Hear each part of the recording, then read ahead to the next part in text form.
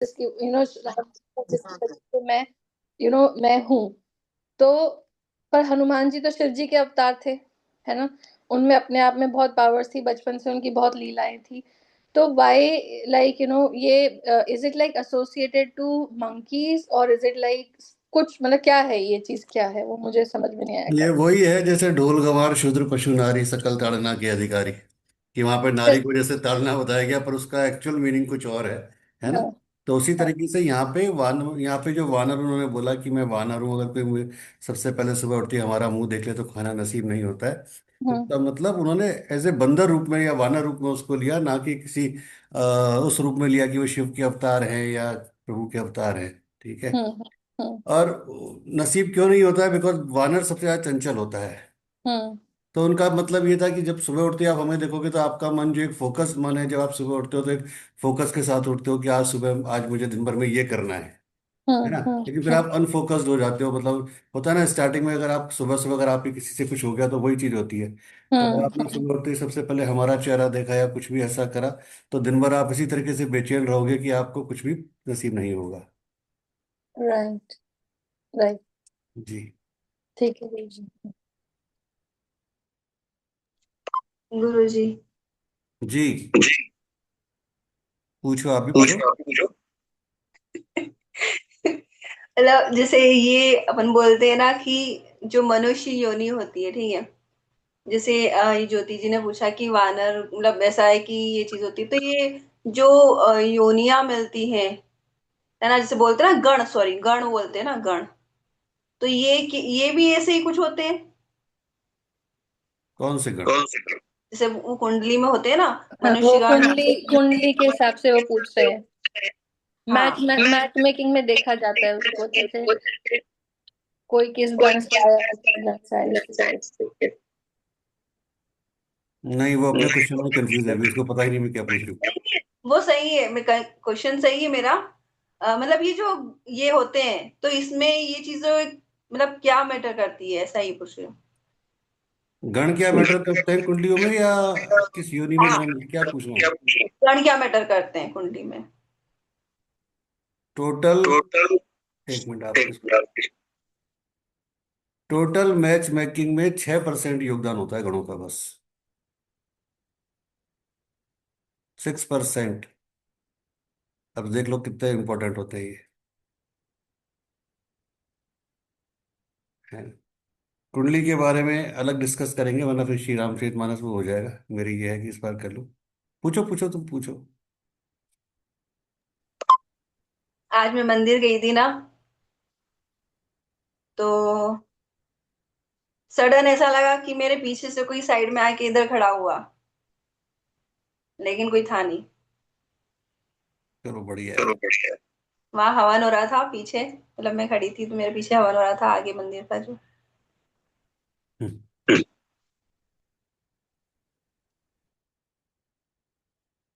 चलिए।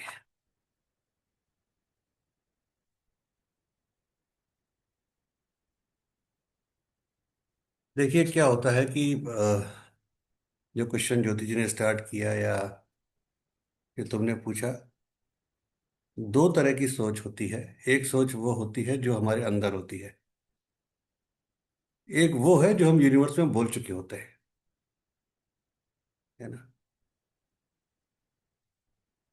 हम क्या मानते हैं, या लोग बाग ज्यादातर जो अफर्मेशंस पढ़ाते हैं या जो ज्यादातर लोग बताते हैं, वो क्या बताते हैं कि आप जो भी बोलते हैं, मुंह से एक भी शब्द निकलता है तो वो यूनिवर्स में जाता है, और वो यूनिवर्स उसको तथास्तु कर देते हैं, या वो वहीं पे यूनिवर्स में घूम के वापस आता है। ठीक है।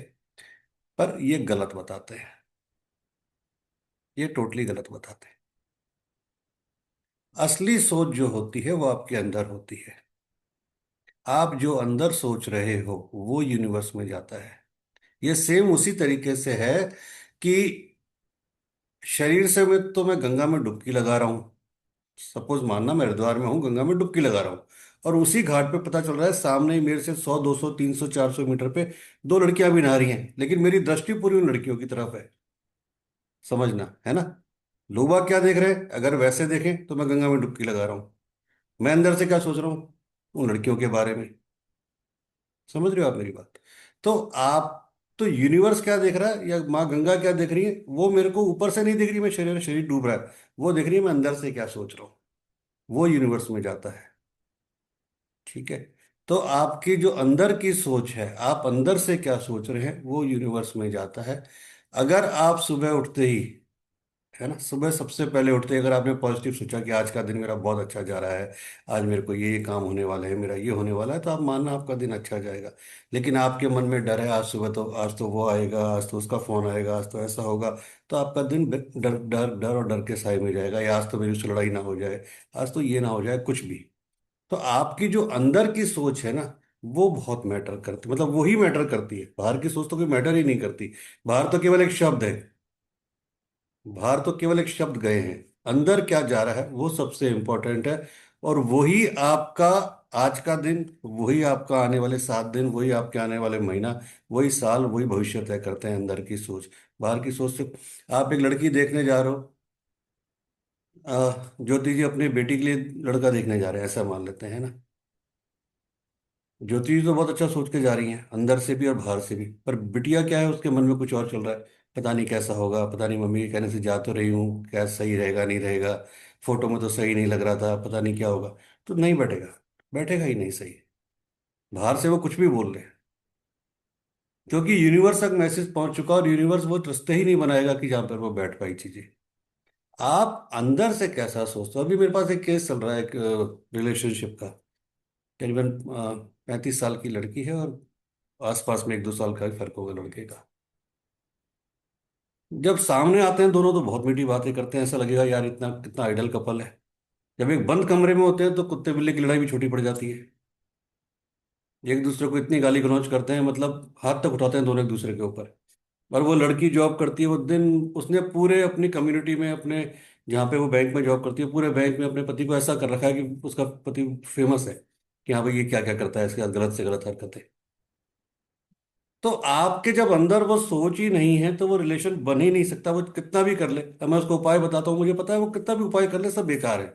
और मैं बोल भी चुका कि भाई मेरे पास आने से फायदा नहीं है, पैसे बिगाड़ रही हो, कोई फायदा नहीं, तुम किसी और पंडित को ढूंढ लो या किसी और को ढूंढ लो, मैं ऐसे काम नहीं करता, मुझे ऐसा पैसा नहीं चाहिए। ठीक है, तुमने जो दिया है वो भी ले जाओ मुझसे, क्योंकि मुझे पता है तुम्हारे अंदर क्या चल रहा है, बाहर क्या चल रहा है, तो काम ही नहीं करेगा कभी। तो इसलिए आपकी अंदर की सोच बहुत पवित्र होनी चाहिए, बहुत पॉजिटिव होनी चाहिए। वही यूनिवर्स तक जाएगी, और वही लौट के फिर आपको आएगी, और वही फिर आपकी लिखने को लिखती है कि हाँ क्या आप सोचते हो क्या नहीं सोचते हो। कहते हैं ना, रात में जो आप सोच, मतलब लास्ट, जब आप लास्ट में जो भी सोचते हो वही कहीं ना कहीं आपके ड्रीम में आता है, नॉर्मली, है ना।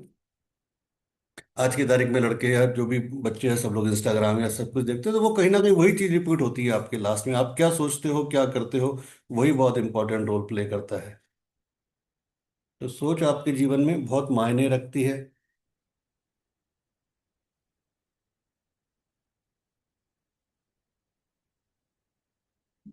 जिसने मेरा चेहरा देख लिया, जैसे वानर ने बोला हनुमान जी ने, है ना, ताई दिन मिले ना हारा, ऐसा कुछ नहीं है। पुराने जमाने में अगर आप देखोगे, जो पुरानी हमारी दादी नानी या उस तरह की रूढ़िवादी औरतों को क्या कहते थे, अरे यार वो लेडीज है ना, विडो हो गई, उसको घर में मत बुलाओ, अच्छे शुभ फंक्शन में मत बुलाओ, है ना, या उसके अरे वो सामने पड़ गई अब तो अपशुकन हो गया। सामने पड़ गई अपशुकन हो गया, बिल्कुल सही है, लेकिन जो आपके घर में ही है उसका क्या करोगे। मेरे फादर 22 सितंबर को गए, 24 को, मदर रही 1.5 साल 1.25 साल। तो क्या हो गया, मेरा रोज मेरा अपशुकन हो रहा था सुबह सुबह, मैं उनका चेहरा देखता था तो, मतलब सबसे पहले उठते ही, मेरी तो आज 50 साल की प्रैक्टिस यही है कि सुबह उठते ही सबसे पहले पापा के भी कमरे में जाना है, और सबसे पहले पैर छूने। और आज भी ये दोनों चले गए तो भी सबसे पहले उनका कमरा खोलता हूँ और सुबह राधे राधे बोल के आता हूँ, राधे राधे पापा मम्मी। आज भी कभी चले गए तो भी कि राधे राधे, क्योंकि आदत वही पड़ी हुई है कि पैर छूने हैं, सबसे पहले उनके पैर छूने हैं, उसके बाद काम करना है। तो क्या वो अपशुकन हो गया मेरे लिए। कुछ नहीं, आपकी सोच डिपेंड करती है, आप क्या सोचते हो, आप कैसा सोचते हो, वो बहुत इंपॉर्टेंट है। कोई ऐसा नहीं होता कि शकुन अपशुकुन ये वो। आप चीजों को अच्छा देखोगे तो अच्छा काम देगी, आप चीजों को बुरा देखो तो बुरा रिजल्ट देगी। आप सोचो कितनी बड़ी विडंबना है हमारे समाज में, लिखना पढ़ना सब ने अपनी अपनी बुद्धि से लिखा है।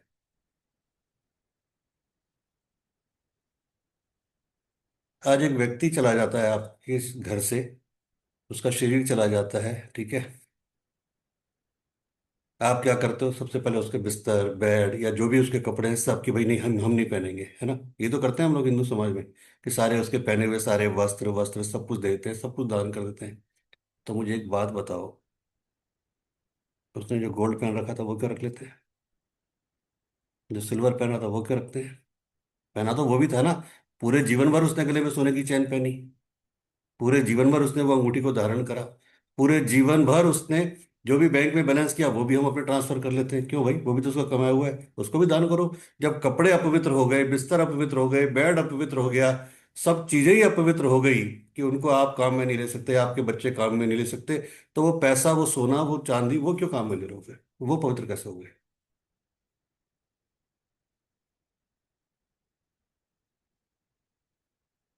केवल सोच का फर्क है, कुछ नहीं है। एक परिपाटी चली आ रही है, एक चीजें चली आ रही है जिसको हम सोचते हैं, करते हैं, बाकी कुछ नहीं है। ईश्वर ने सबको बनाया है, सब पवित्र है, सब सही है।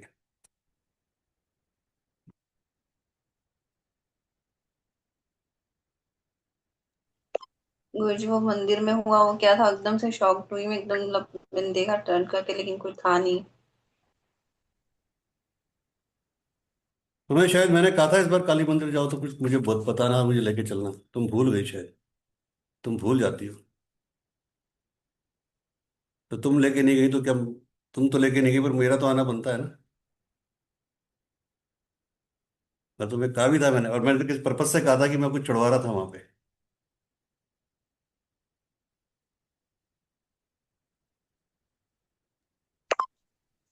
मैंने पूछा था ना आपसे कल, तो आपने मतलब ऐसा कुछ बोला नहीं था कल तो। मैंने ये कहा था मैंने कि ये 2 बजे कहा के था बाद कि दो जाना, मिनट ये के कहा बाद था। ये करना। हाँ। फिर फिर अब जब जाओ तो तुम मुझे जब जाओ बताना। तो मुझे बताना। बाद में बादाम मैं भी खाऊंगा। बता रहा हूँ।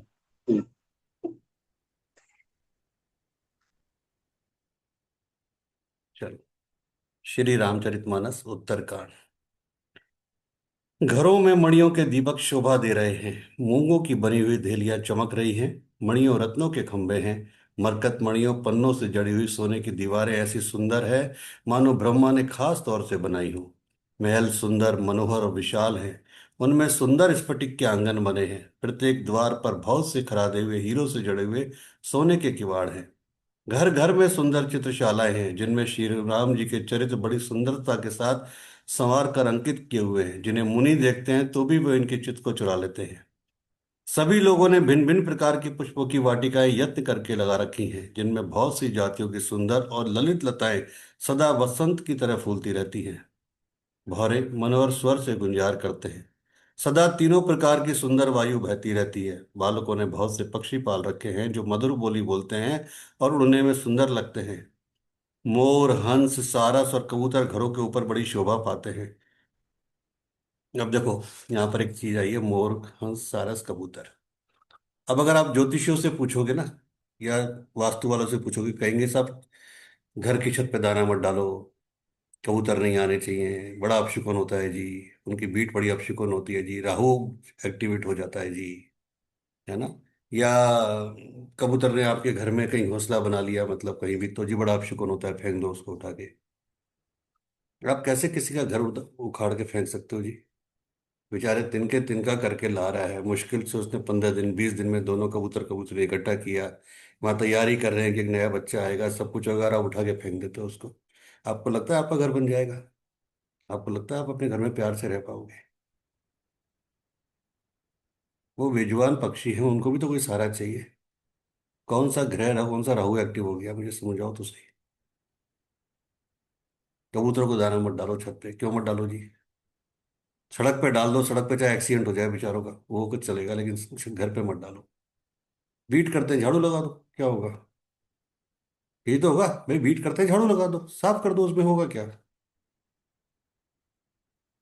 पर सुबह सुबह आप खुद सोच के देखो जरा, आंख बंद करके अपने आप को इमेजिन करो कि आप अपनी छत पे बैठे हुए और सुबह आपने दाना डाला हुआ और एक साथ आपको गुटर गुटर या चिड़ियाओं की आवाज सुनाई दे रही है, कोयल की, चिड़ियाओं की, अलग अलग बर्ड्स की, रंग बिरंगे पक्षी बैठे हुए हैं, एक साथ 50-100 चिड़िया बैठी हुई है। आप सोचो क्या दृश्य होता है। है ना। रोज सुबह बेचारी वेट करती है कि अरे आज दाना नहीं आया, आज दाना नहीं आया, है ना। रोज वो 50-100 आते हैं, आपको दुआएं देके जाते हैं। सोच के देखो कौन सा राहु खराब हो गया, कौन सी चीजें खराब हो गई। कुछ खराब नहीं होता है। ईश्वर ने बोला है कि जब आप किसी का पेट भरते हो तो वो तो आपको अनगिनत दुआएं देते हैं। और हम पता नहीं किस में उलझे हुए हैं कि जबरदस्ती में लोगों ने अपने घर बना रखे हैं, दुकानें खोल रखी है उल्टा सीधा बता के।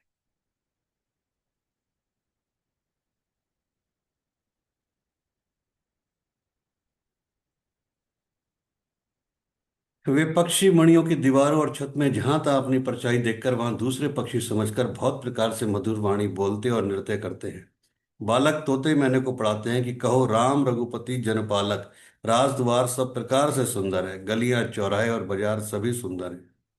सुंदर बाजार हैं जो वर्णन करते नहीं बनता, वहां वस्तुएं बिना ही मूल्य मिलती हैं। जहां स्वयं लक्ष्मीपति राजा हो वहां की संपत्ति का वर्णन कैसे किया जाए।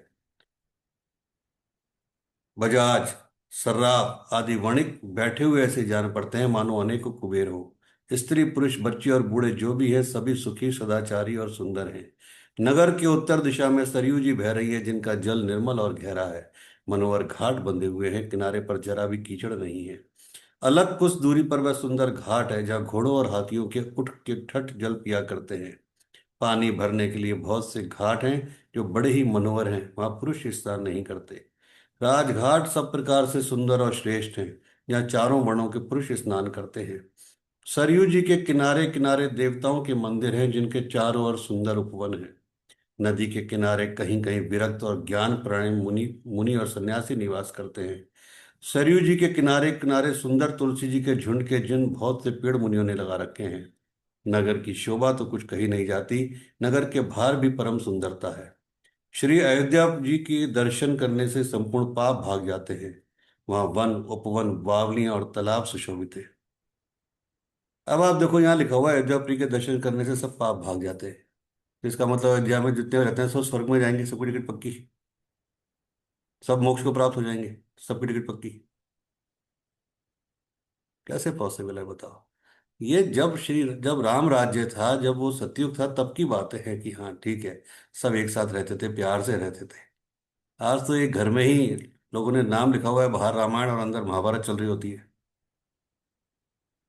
कैसे पॉसिबल है ना कि आप काशी में कि साहब जो भी वाराणसी में अंतिम सांस लेता है, जो भी काशी के घाट पे जाता है, वो मोक्ष को प्राप्त होता है। क्या पॉसिबल है? पॉसिबल ही नहीं है। क्योंकि आपके मन में कुछ चल रहा है, कहीं कुछ चल रहा है। गया वो समय कि जब वो पॉसिबल था। अगर आपको स्वर्ग मिलना होगा, मोक्ष मिलना होगा, तो आपके घर पे ही मिल जाएगा, जंगल में भी मिल जाएगा, नहीं तो कितना भी कर लो नहीं मिलेगा। अनुपम बावलियां तालाब और मनोहर तथा विशाल कुएं शोभा दे रहे हैं, जिनकी सुंदर सीढ़ियां और निर्मल जल देखकर देवता और मुनि आज तक मोहित हो जाते हैं। अनेक रंगों के कमल खिल रहे हैं, अनेकों पक्षी पूज रहे हैं और भौरे गुंजार कर रहे हैं। रमणीय बगीचे कोयल आदि पक्षियों की राह देखते हैं। स्वयं लक्ष्मीपति भगवान जहाँ राजा हो उस नगर का कहीं वर्णन किया जा सकता है। अणिमा आदि आठों सिद्धियां और समस्त सुख संपत्तियां अयोध्या में छा रही है। लोग जहां तहां श्री रघुनाथ जी के गुण गाते हैं और बैठकर एक दूसरे को यही सीख देते हैं कि शरणागत का पालन करने वाले श्री राम जी को भजो। शोभा शील रूप और गुणों के धाम श्री रघुनाथ जी को भजो। कमल नयन और सांवले शरीर वाले को भजो। पलक जिस प्रकार नेत्रों की रक्षा करते हैं उसी प्रकार अपने सेवकों की रक्षा करने वालों को भजो। सुंदर बाण धनुष और तरकस धारण करने वालों को भजो। संत रूपी कमल वन के लिए सूर्य रूप रणधीर श्री राम जी को भजो। काल रूपी भयानक सर्प के भक्षण करने वाले श्री राम रूप गरुड़ जी को भजो। निष्काम भाव से प्रणाम करते ही ममता का नाश कर देने वाले श्री राम जी को भजो। लोभ मोह रूपी हरिणों के समूह का नाश करने वाले श्री राम रूप किरात को भजो। कामदेव रूपी हाथी के लिए सिंह रूप तथा सेवकों को सुख देने वाले श्री राम को भजो। संशय और शोक रूपी घने अंधकार के नाश करने वाले श्री राम रूप सूर्य को भजो। राक्षस रूपी घने वन को जलाने वाले श्री राम रूप अग्नि को भजो। जन्म मृत्यु के भय का नाश करने वाले श्री जानकी समेत श्री रघुवीर को क्यों नहीं भजते। बहुत सी वासनाओं रूपी मच्छरों का नाश करने वाले श्री राम रूप हिम राशि बर्फ के ढेर को भजो। नित्य एक रस अजन्मा और अविनाशी श्री रघुनाथ जी को भजो। मुनियों को आनंद देने वाले, पृथ्वी का भार उतारने वाले और तुलसीदास के उदार दयालु स्वामी श्री राम जी को भजो। इस प्रकार नगर के स्त्री पुरुष श्री राम जी का गुणगान करते हैं और कृपा निधान श्री राम जी सदा सब पर अत्यंत प्रसन्न रहते हैं। काकभूषणी जी कहते हैं कि हे पक्षीराज गरुड़ जी, जब से राम प्रताप रूपी अत्यंत प्रचंड सूर्य उदित हुआ, तब से तीनों लोकों में पूर्ण प्रकाश भर गया है। इससे बहुतों को सुख और बहुतों के मन में शोक हुआ। जिन जिनको शोक हुआ उन्हें मैं बखान कर कहता हूँ। सर्वत्र प्रकाश छा जाने से पहले तो अविद्या रूपी रात्रि नष्ट हो गई, पाप रूपी उल्लू जहां तहां छुप गए और काम क्रोध रूपी कुमुद मूंद गए। भांति भांति के बंधन कारक कर्म गुण काल और स्वभाव ये चकोर हैं, जो राम प्रताप रूपी सूर्य के प्रकाश में कभी सुख नहीं पाते। मत्सर, डहा, मान, मोह और मद रूपी जो चोर हैं, उनका हुनर कला भी किसी और नहीं चल पाता। धर्म रूपी तालाब में ज्ञान विज्ञान ये अनेकों प्रकार के कमल खिल उठे। सुख संतोष वैराग्य और विवेक ये अनेकों चकवे शोक रहित हो गए।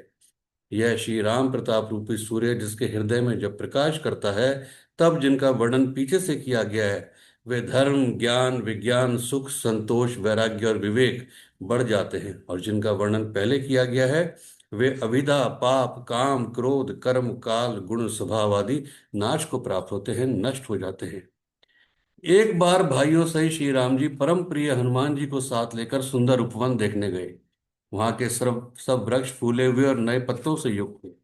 सुअवसर जानकर सनकादि मुनि आए, जो तेज के पुण्य सुंदर गुण और शील से युक्त तथा सदा ब्रह्मानंद में लवलीन रहते हैं। देखने में तो वे बालक लगते हैं, परंतु हैं बहुत समय के, मानो चारों वेद ही बालक रूप धारण किए हुए हों। वे मुनि समदर्शी और भेद रहित हैं, दिशाएं ही उनके वस्त्र हैं। उनमें एक ही व्यसन है कि जहां श्री रघुनाथ जी की चरित कथा होती है, वहां जाकर वे उससे अवश्य सुनते हैं।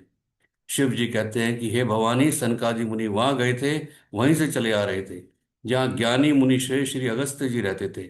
श्रेष्ठ मुनि ने श्री राम जी की बहुत सी कथाएं वर्णन की थी, जो ज्ञान उत्पन्न करने में उसी प्रकार समर्थ हैं जैसे अरणी लकड़ी से अग्नि उत्पन्न होती है।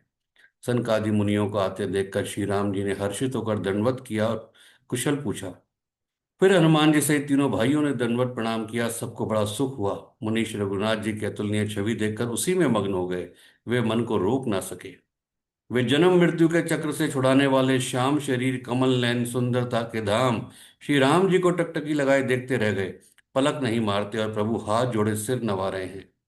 उनकी दशा देखकर श्री रघुनाथ जी के नेत्रों में भी प्रेमाश्रु का जल बहने लगा और शरीर पुलकित हो गया।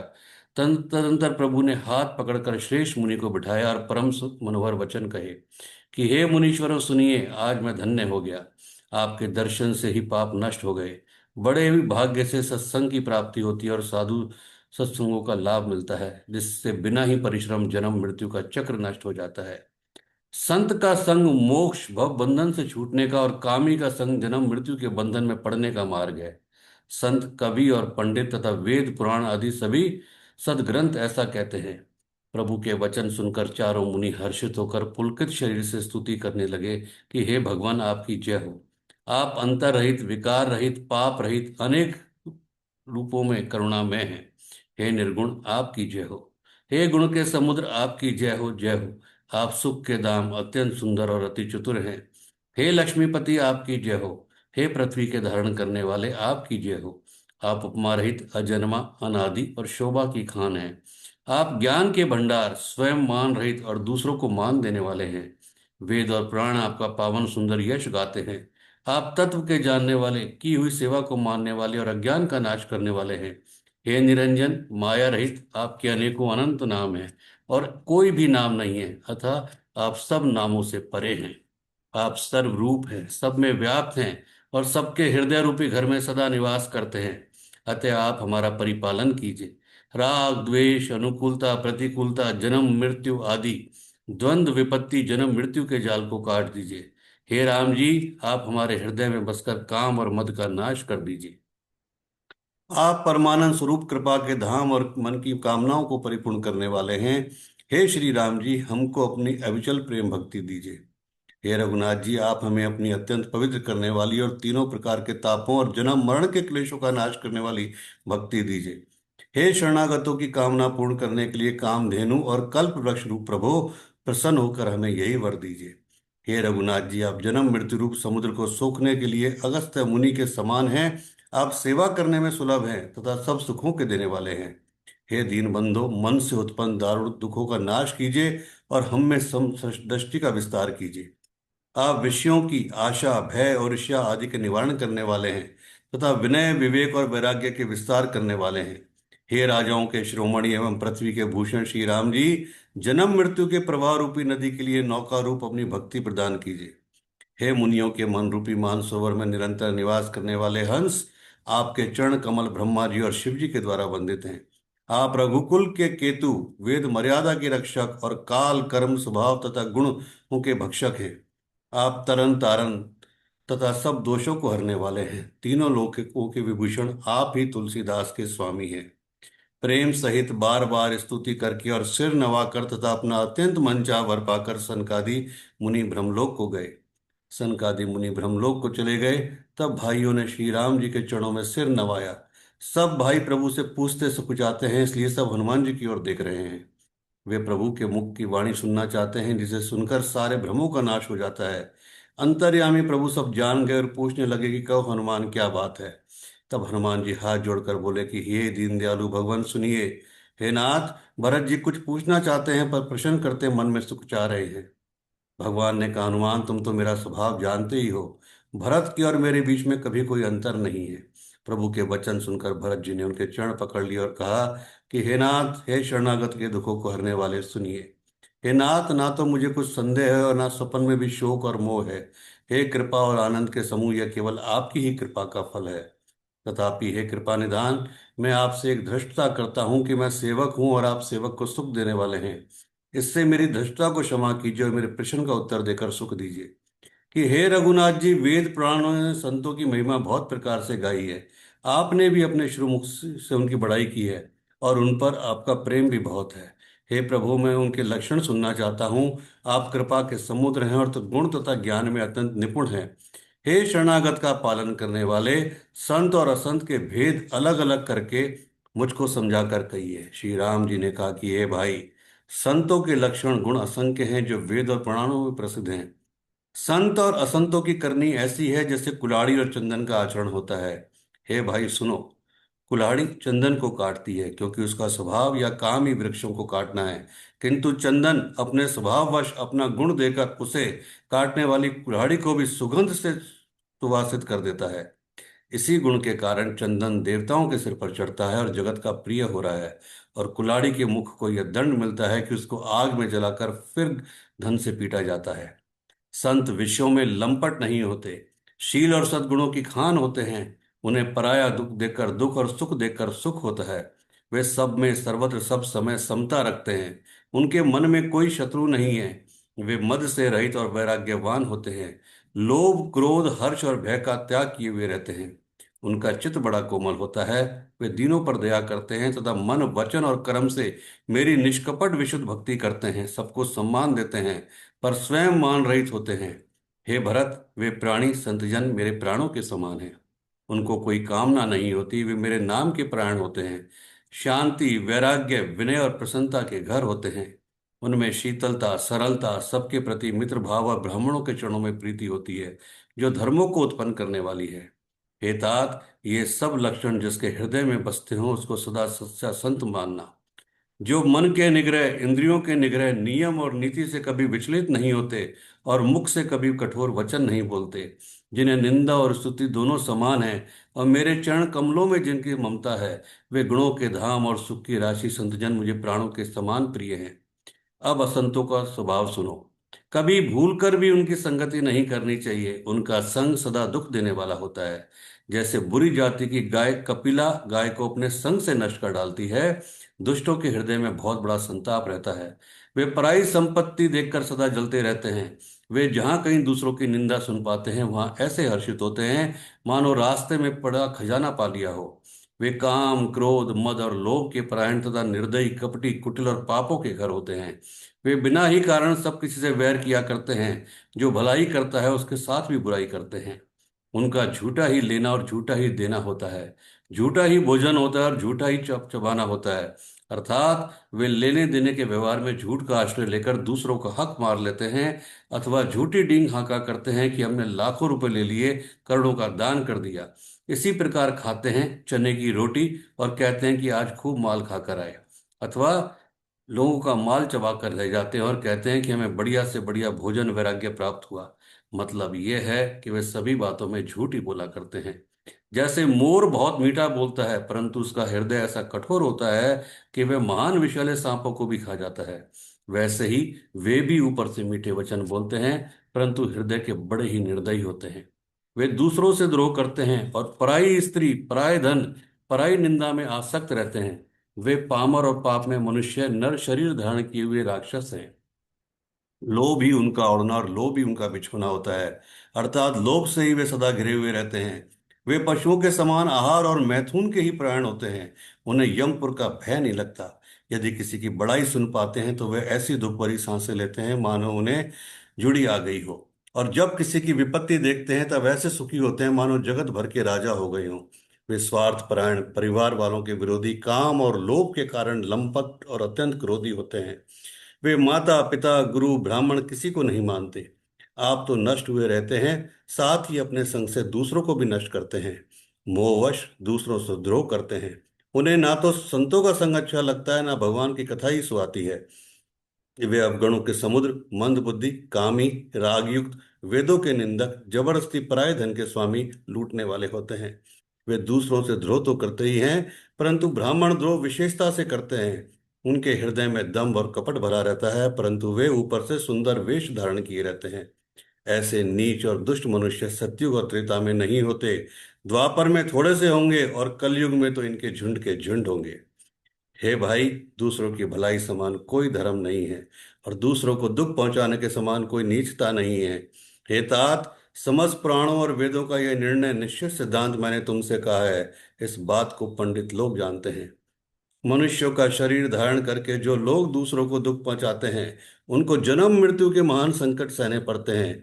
मनुष्य मोहवश स्वार्थ परायण होकर अनेकों पाप करते हैं, इसी से उनका परलोक नष्ट हुआ रहता है।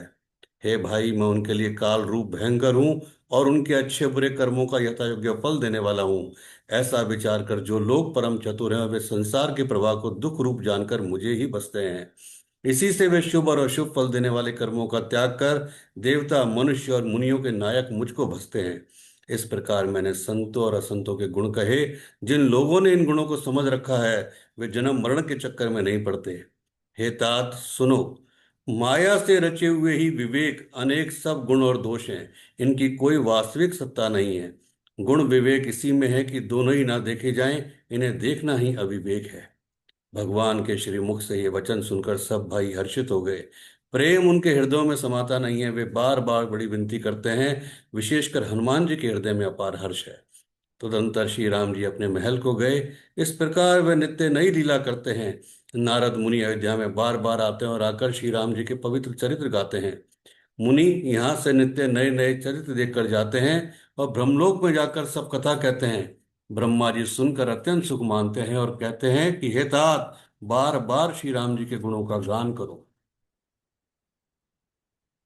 आप लोगों ने एक कहानी सुनी होगी, अक्सर है ना, जब भी किसी एस्ट्रोलॉजर के पास कोई आता है तो यही कहता है कि जी मैंने तो इस जन्म में कुछ नहीं किया, पता नहीं क्यों मेरे साथ ऐसा हो रहा है। ये एक बड़ा कॉमन सेंटेंस है।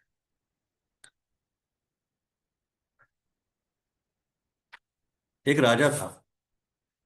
वो राजा बहुत दान पुण्य करता था और अक्सर उसको खाने पिलाने का बहुत शौक था कि लोगों को खाना खिलाना है ज्यादातर, तो कंटिन्यू भोज किया करता था।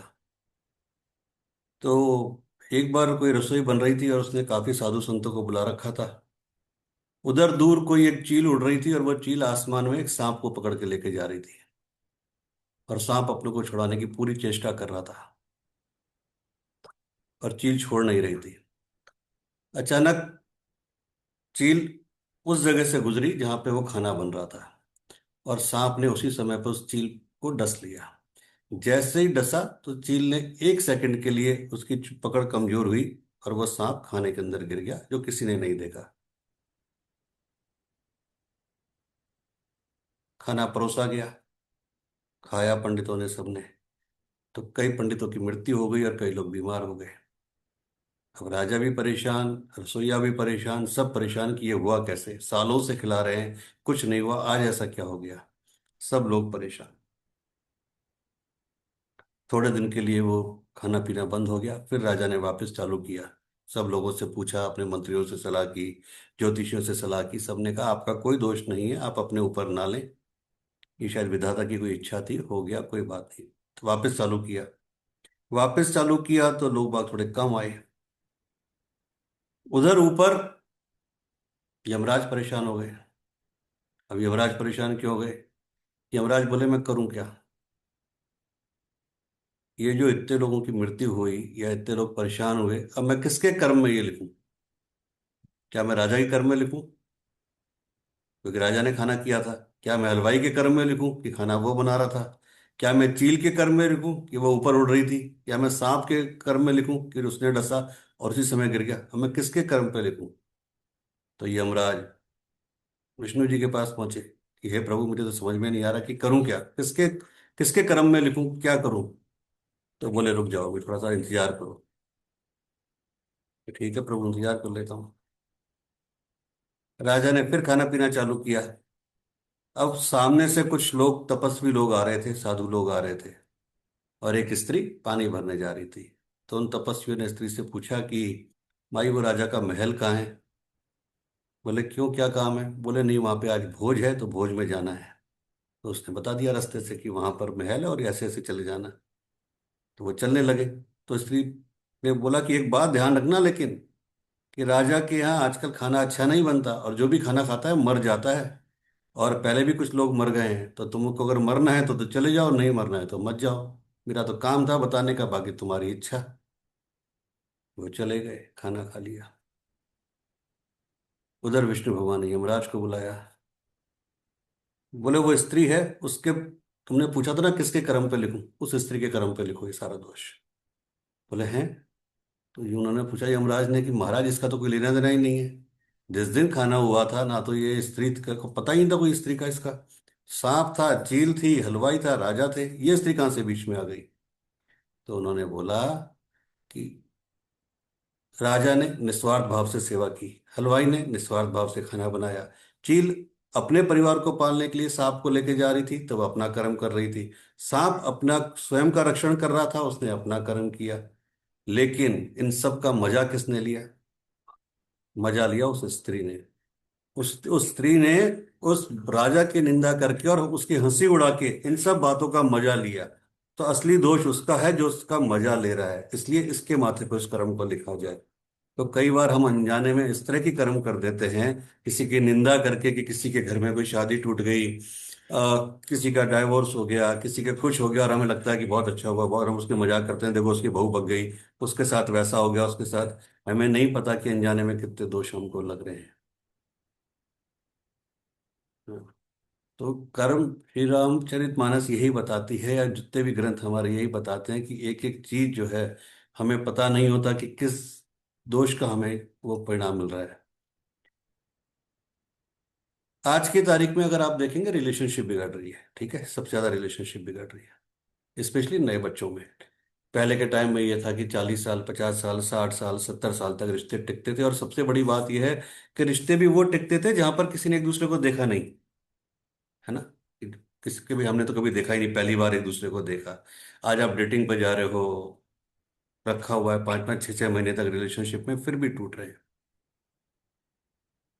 क्या कारण है, क्या लगता है, क्यों टूट रहे हैं? क्या कारण लगता है इसका? एक्सपेक्टेशंस। पहले नहीं थी? पहले भी थी बट एक्सपेक्टेशंस इज लाइक उसके हर किसी की अपनी और एक्सपेक्टेशन और भी कि मेरी एक्सपेक्टेशन पूरी हो जाए, सामने वाले की कोई मीनिंग नहीं है, सो तो वो सेल्फिश तो पहले भी होगी ना एक्सपेक्टेशन। एक्सपेक्टेशन, तो भाई जो पहले भी जो आपकी दादी होंगी, नानी होगी, वो भी तो कुछ ना कुछ एक्सपेक्टेशन रखती होंगी ना। ऐसा नहीं कि उनकी एक्सपेक्टेशन नहीं होगी, या आपके दादा या वो भी कोई एक्सपेक्टेशन रखते होंगे। ऐसा तो है ही नहीं कि कोई एक्सपेक्टेशन के बिना ही उन्होंने जीवन बिता दिया।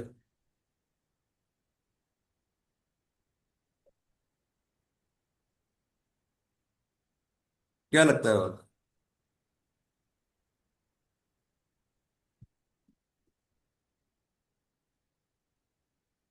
हाँ जी धर्मिष्ठा जी। गुरुदेव, मुझे तो लगता है कि उस टाइम पे अपनापन था। वो चाहे बोलते थे, डांटते थे, पर वो कहीं ना कहीं अपनापन वो रहता था, चाहे फैमिली के लिए हो या कोई पर्सन टू नहीं, पर्सन। फैमिली की तो बात ही नहीं कर रहे, केवल दो जनों की बात चल रही है, हस्बैंड वाइफ, वो फैमिली की तो अपनापन बात ही नहीं कर रहे। वो रहता था गुरुदेव, अपनापन वो पहले फील करते थे। और वो था कि किसी भी तरह वो निभाना है, चाहे अच्छा है बुरा है, वो निभाना है। तो अच्छा। उसके कारण वो टिकता है गुरुदेव। हाँ माधवी।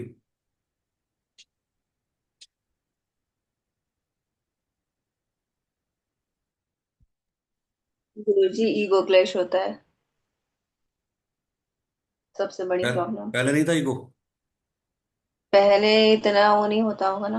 अच्छा, पहले नहीं होता होगा, ये भी नया पैदा हुआ ईगो ऐसा? अब ज्यादा हो गया ना। नहीं, एक्चुअल में हुआ क्या है कि चीजें बहुत डिस्टर्ब हो गई हैं। पहले जो आकर्षण था, देखिए बात को समझने की कोशिश करते हैं ना। कभी आप अपने बहुत सीनियर्स लोगों से पूछना, कितनी सारी चीजें चेंज हुई। कायदे से ये होता है कि जो फेरे होने चाहिए, अगर इसको थोड़ा सा डिटेल में जाते हैं, जो फेरे होने चाहिए वो दिन में होने चाहिए, रात में होने ही नहीं चाहिए। और पहले जो आप अपने जो आपके पुराने जा चुके दादा वगैरह, उनसे आप पूछना तो ज्यादातर दिन में फेरे हुआ करते थे, दिन में बहू ठीक है लेके आ जाते थे उसको। अभी क्या है, रात में गोधूली बेला या रात में जो भी आप फेरे होते हैं, 12 बजे, 1 बजे, या रात या सुबह 3 बजे, 4 बजे ब्रह्म मुहूर्त में, रात में किस देवता को अग्नि चढ़ाई जाती है बताओ मुझे? अग्नि तो प्रज्वलित ही नहीं होती, है ना। आप रात में फेरे करवाने का मतलब आप उन देवी देवताओं का आह्वान कर रहे हो, आह्वान कर रहे हो ना आप उनको, कि भाई आपने रात को 12 बजे, सवा 12 बजे, 1 बजे हवन कुंड जलाया, फिर उसके चारों ओर फेरे लेने हैं, तो सारे देवी देवताओं का आह्वान किया कि आइए आशीर्वाद दीजिए। रात को आप देवी देवताओं का आह्वान कर रहे हो, रात तो हुई तामसी है, रात तो है ही राक्षसों की, है ना, आप उनको आह्वान कर रहे हो, नंबर एक। ठीक है। नंबर दो, पहले एक दूसरे के प्रति एक रेस्पेक्ट का भाव था, समर्पण का भाव था, एक चीज डिसाइडेड थी कि भाई मेल को कमाना है और लेडीज को घर चलाना है, मैक्सिमम। ठीक है। अब ये नया जो युग आया कि भाई यहाँ पर सारे काम करने हैं, तो वहां पर फिर वो एक ईगो ने जन्म लिया कि मैं बराबर कमाता हूँ, ये करता हूँ, ये पार्ट है। तीसरी पार्ट, पहले के पार्ट पे एक मर्यादा थी। मर्यादा क्या थी? भाई एक चीज पक्की है कि आज मैंने अपने बेटे की शादी की, आज उसकी वाइफ घर पे आई है और नाइट हो गई, मैं उसको कह रहा हूँ अच्छा बेटा चलो बहुत बहुत देर हो गई, सो जाओ। है ना, हमें भी पता है वो सोएगा नहीं, कि यार जो भी उसके कर्म है वो अपने कर्म करेगा, लेकिन एक मर्यादा थी। आज वो मर्यादाएं खत्म हो गई सारी। आज ज्योति जी अगर आप सोच के देखें, क्या आपकी मदर या आपकी मदर, वो सोच के देखिए क्या अपनी मदर से, पहले के जमाने में जब लेडीज अगर प्रेग्नेंट भी होती थी ना, अपने फादर के सामने भी जाने में शर्माती थी कि कैसे जाएं, बड़ा तरीके से शॉल ढक के कहीं उनको ऐसा ना लगे, अजीब सा ना लगे, या भाई के सामने या फादर के सामने बात करने में। आज तो बच्चे सारी बातें करते हैं, मर्यादाएं सारी खत्म हो गई, कहाँ डिलीवरी करानी है, कैसा होना है, ऐसा होना है, ये नाम होना है, सब कुछ सारी बातें ओपन है। एक सबसे बड़ी बात जो हुई, पहले के जमाने में एक चीज थी, एक मर्यादा ये थी कि भाई ठीक है हस्बैंड वाइफ है, कुछ भी है, नाइट में जब जाएंगे अपने रूम में जाएंगे, तब जो भी एक पति पत्नी के बीच में रिलेशनशिप होता है वो हो गया। आज ना सुबह है, ना दोपहर है, ना शाम है, ना रात है, मौका चाहिए। सबसे बड़ा जो कारण बना ना, और ये इतना गलत होता है, ये जो मौका चाहिए वाली जो बात है ना, अक्सर मेरे पास ऐसे बहुत सारे केस आते हैं जहाँ पे हस्बैंड वाइफ की जगह छोटी है, कुछ नहीं होती, वो बाथरूम को यूज में लेते हैं, किचन को यूज में लेते हैं। किचन माँ अन्नपूर्णा की जगह है, वहाँ खाना बनता है, पूरे घर का भोजन बनता है, वो कितनी पवित्र जगह है, जहाँ पूरा घर, वहां पे आप इस तरह की चीजें कर रहे हो, है ना। बाथरूम आपका राहु का स्थान है, वहां पर आप इस तरह की चीजें कर रहे हो। दोप अमावस्या, पूर्णिमा, एकादशी या कुछ और तिथियां, उन पे अगर आप इस तरह की चीजें कर रहे हो, चाहे वो आप नाइट में कर रहे हो, तो आप ये मान के चलना रिलेशनशिप क्या बहुत कुछ खत्म हो जाएगा।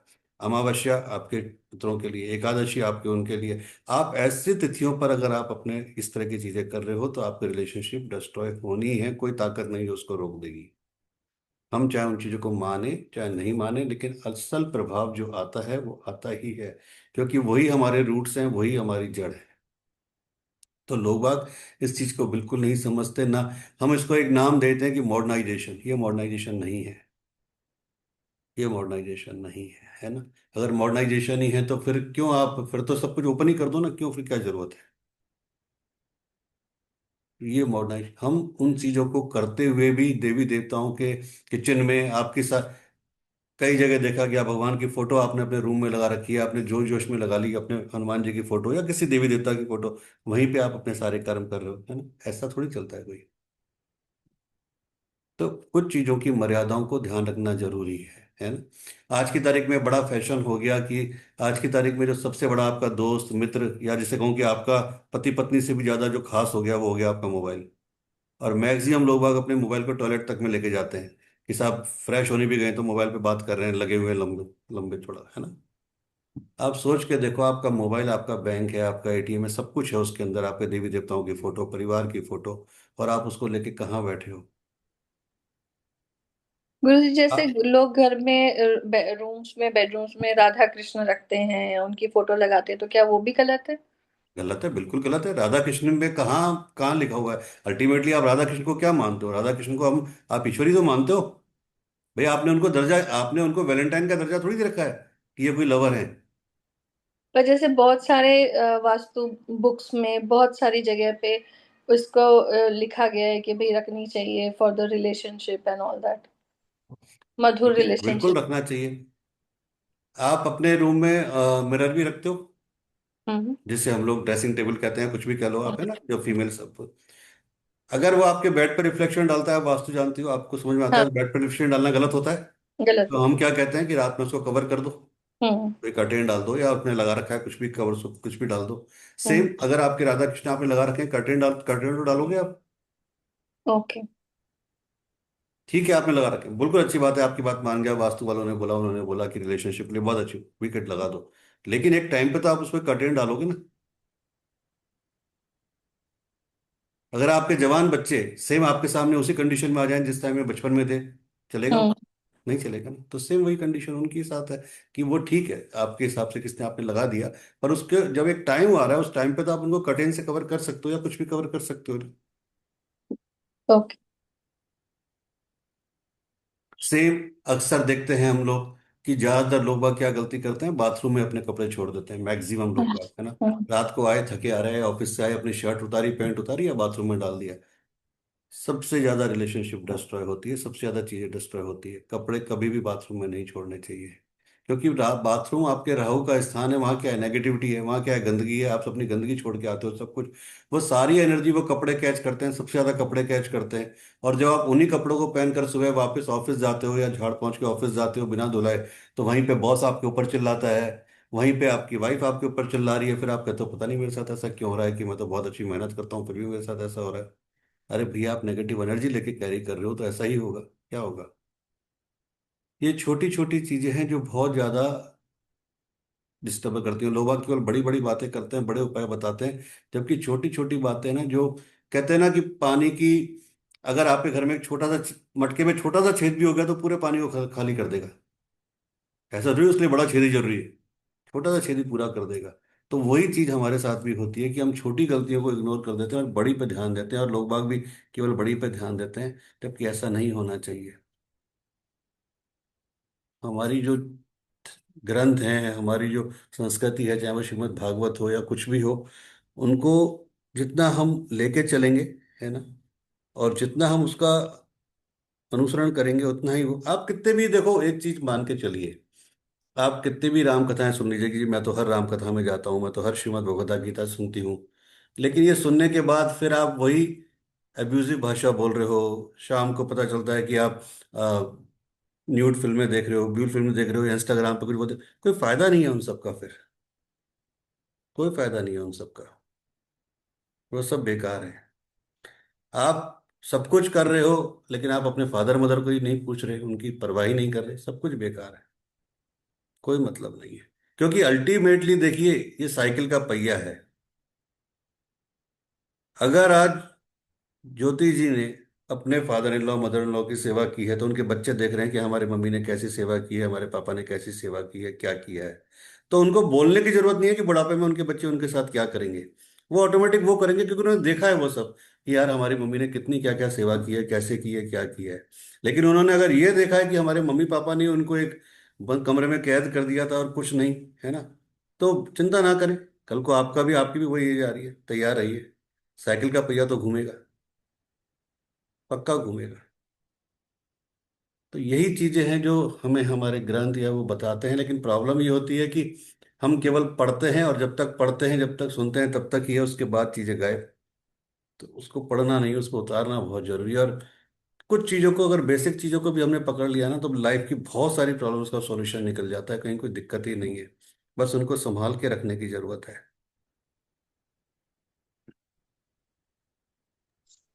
पर गुरु जी, जैसे कि आपने बोला कि जो फेरे होते हैं रात में होते हैं ना, तो ये निकालता तो पंडित ही है। क्या? जो फेरे वेरे का मुहूर्त होता है, ये निकालते तो पंडित लोग ही हैं। हाँ, तो फिर गलती वो है ना उनकी। भाई आप समझे नहीं। वो निकालते हैं तो उनकी गलती है ना, उनको तब वही नहीं है। पंडित कौन है? पंडित कोई वो थोड़ी आसमान से उतर गया। ये लोग गलत कर रहे हैं ना, जितने भी कर रहे हैं, मैं वही तो कह रहा हूँ, और क्या कर रहे हैं। आप आज आप एक चीज देखो, चलो एक चीज को बहुत प्रैक्टिकल समझना। हम्म, सरदार कम्युनिटी, ठीक है, सारे फेरे गुरुद्वारे में होते हैं, गुरु ग्रंथ साहिब के चारों तरफ होते हैं, और दिन में होते हैं सारे। उसके बाद शाम को एक पार्टी थ्रो करते हैं, वो अलग बात है, उसमें फिर लिकर नॉनवेज वो सब वो अलग पार्ट है, ठीक है, क्योंकि वो उनका खान पान है। लेकिन आज आप देखो सरदार लोग कितने ज्यादा आपको वो मिलेंगे, वेल सेटल्ड। आज सबसे ज्यादा जो डोनेशन करते हैं वो करते हैं, क्यों? क्योंकि वो सेवा भाव भी रखते हैं, है ना, सबसे बड़ी सेवा भी करते हैं, सब कुछ करते हैं। आप जैनीज देखो, ज्यादातर जैनीज में फेरे आपको दिन में मिलेंगे। धर्मेशाह जी जैनीज हैं, उनसे पूछो, ज्यादातर, है ना। नाइट में आप क्या करते हो? तो पंप एंड शो करते हो, पूरा दिखावा करते हो, सब कुछ करते हो हर तरह से। तो वो जो चीज है ना, ये पंडित लोग जो कर रहे हैं, ये गलत है टोटली। आप जो बोलो पंडित क्या निकालता है, ये तो आप बोलते हो कि भाई ऐसा निकालो। आप बोलो पंडित को मुझे दिन के फेरे चाहिए। मुझे पता है, जैसे आज मैंने डिसाइड कर रखा है कि भाई मेरे बेटे के फेरे मुझे दिन में ही करने हैं, और दिन में ही करूंगा। तो मेरी कंडीशन ये होगी पहली कि आज जो भी लड़की देखेंगे भाई फेरे दिन में होंगे। तो ये तो आपके ऊपर है ना, पंडित क्या करेगा? पंडित तो आप जो बोलोगे वही तो करेंगे वो। अगर आपको नॉलेज है और आप बोलो तब कोई काम होगा ना, लेकिन अब आप बोलो। अब लोग क्या कहते हैं, अरे नहीं यार दिन में तो मजा नहीं आता, क्या दिन में जाओ, इतनी गर्मी होती है, फटाफट फेरे कर लो। रात को तो अलग ही बात होती है। ठीक है भाई, अपना डेकोरम देख लो, है ना, ऐसी चीजें काम नहीं करती। चलिए। श्री राम जय राम जय जय राम। श्री राम जय राम जय जय राम। श्री राम जय राम जय जय राम। जय श्री राम।